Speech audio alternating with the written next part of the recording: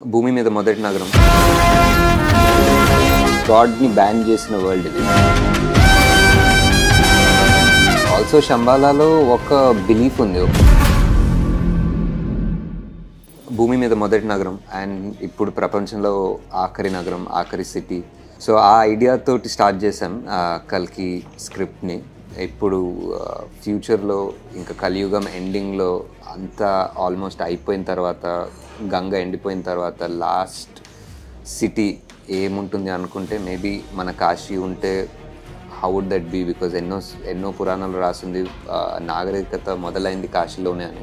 ఇప్పుడు ఆ వరల్డ్ని తయారు చేయాలంటే చాలా ఇంట్రెస్టింగ్ ఉంటుంది. అంటే కాశీ ఎంతో ఓల్డ్, మనకు తెలిసిన ఆ ఘాట్ స్టెప్స్, ఆ ఇండియన్ ఆర్కిటెక్చర్ని ఇప్పుడు ఒక ఫ్యూచరిస్టిక్ ఒక 3,000 సంవత్సరాల ముందు ఎలా ఉంటుంది అని ఆలోచించి డిజైన్ చేసి ఐడియేట్ చేసి ఇప్పుడు డబ్బులు ఎలా ఉంటాయి అంటే ఇప్పుడే ఆల్మోస్ట్ ఫిజికల్ కరెన్సీ లేదు కదా. సో ఇప్పుడు ఫ్యూచర్లో ఇంకెలా ఉంటుంది, వెహికల్స్ ఎలా ఉంటాయి అంటే ఇప్పుడు ఏదో మనం పెట్రోల్ నుంచి ఎలక్ట్రిక్ వెళ్తున్నాం, కానీ ఫ్యూచర్లో ఇంకా పెట్రోల్ అయిపోతుంది, ఎలక్ట్రిక్ కూడా అయిపోతుంది. ఫ్యూచర్లో ఎలా ఉంటాయి వెహికల్స్, దాని డిజైన్ ఎలా ఉంటుంది.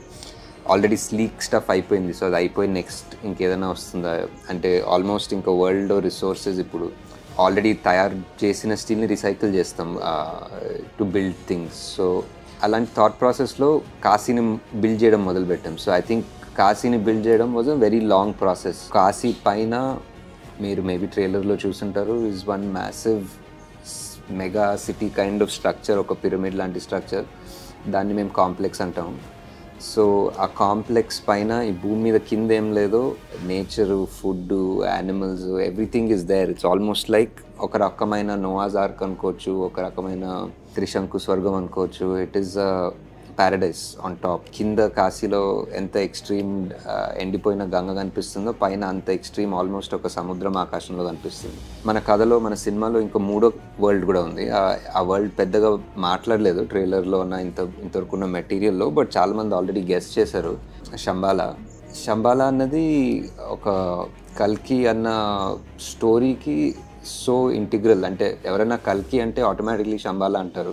సో శంబాలా గురించి ఏమంటున్నాం అంటే ఈ 3వ వరల్డ్ ఇస్ ఈ కాంప్లెక్స్కి, కాశీకి సంబంధం లేకుండా ఒక థర్డ్ వరల్డ్. అండ్ ఆ వరల్డ్లో ఆల్మోస్ట్ ఉన్న వాళ్ళు ఐదర్ కాంప్లెక్స్ని ఎదిరిస్తున్నారో, కాంప్లెక్స్ చేసే పనులని ఛాలెంజ్ చేస్తున్నారో. అంటే one important thing to say is ఈ వరల్డ్లో there is no god, there is no idea of a god. And ఒక రకంగా గాడ్ని బ్యాన్ చేసిన వరల్డ్ ఇది, దేవుడిని బ్యాన్ చేసిన వరల్డ్. సో మన వరల్డ్లో ఒక main 3 worlds are these. And ఈ 3 వరల్డ్స్ మధ్యలోనే మన కథ నడుస్తుంది. ఒక్కొక్క వరల్డ్కి ఒక్కొక్క kind of thought process and design చేసాము. లైక్ కాశీలో జనాలు ఒకలాగుంటారు, వాళ్ళ బట్టలు ఒకలాగుంటాయి. ఫర్ ఎగ్జాంపుల్ వాళ్ళ ఫుడ్ ఒకలాగుంటుంది, వాళ్ళు మనీ ట్రాన్స్ఫర్ చేసుకోవాలంటే ఒకలాగుంటుంది, వాళ్ళ వెపన్స్ ఒకలాగుంటాయి, వాళ్ళ vehicles ఒకలాగుంటాయి.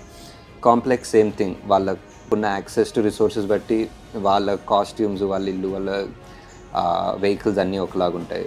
And Shambhala is completely different. So వాళ్ళ టెక్నాలజీ, వాళ్ళ వెపన్స్, వాళ్ళ వెహికల్స్, వాళ్ళ క్లోత్స్, ఎవ్రీథింగ్ మళ్ళీ అది వేరేలాగా ఉంటాయి. And in a way at least ఒక్కొక్కరు ఒక్కొక్క కల్చర్ అన్నట్టు.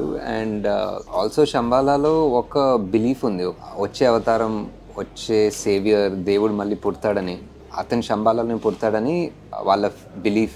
అండ్ ఆల్సో మన పాపులర్ కల్చర్లో, మన స్టోరీస్, స్క్రిప్చర్స్లో కూడా అదే బిలీఫ్.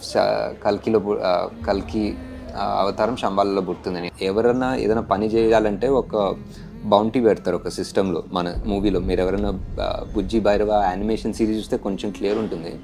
ఆ బౌంటీ పెడతారు, లైక్ ఎవరైనా పట్టుకోవాలన్నా, ఏదైనా వెతకాలన్నా, ఏదైనా it could be anybody. So వాళ్ళు ఒక బౌంటీ పెడితే anybody who does that work gets paid. So that system and ఈ units and bounty is nothing but డబ్బులు and the person who does it. So actually అంతే clear, but ఆ terminologies are that.